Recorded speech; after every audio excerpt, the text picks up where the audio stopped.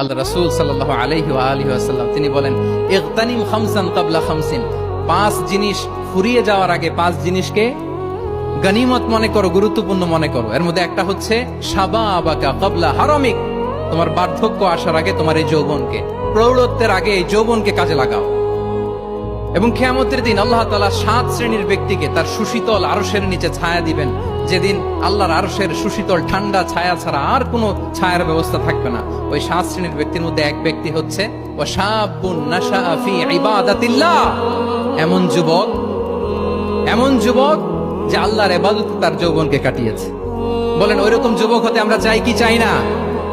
আল্লাহ রাসূল সাল্লাল্লাহু আলাইহি ওয়া আলিহি ওয়াসাল্লাম তিনি বলেন, ইগতানিম খামসান ক্বাবলা খামসিন, পাঁচ জিনিস ফুরিয়ে যাওয়ার আগে পাঁচ জিনিসকে গনিমত মনে করো, গুরুত্বপূর্ণ মনে করো। এর মধ্যে একটা হচ্ছে শাবাবাকা ক্বাবলা হারামিক, তোমার বার্ধক্য আসার আগে তোমার এই যৌবনকে, প্রৌঢ়ত্বের আগে এই যৌবনকে কাজে লাগাও। এবং কিয়ামতের দিন আল্লাহ তাআলা 7 শ্রেণীর ব্যক্তিকে তার সুশীতল আরশের নিচে ছায়া দিবেন, যেদিন আল্লাহর আরশের সুশীতল ঠান্ডা ছায়া ছাড়া আর কোনো ছায়ার ব্যবস্থা থাকবে না।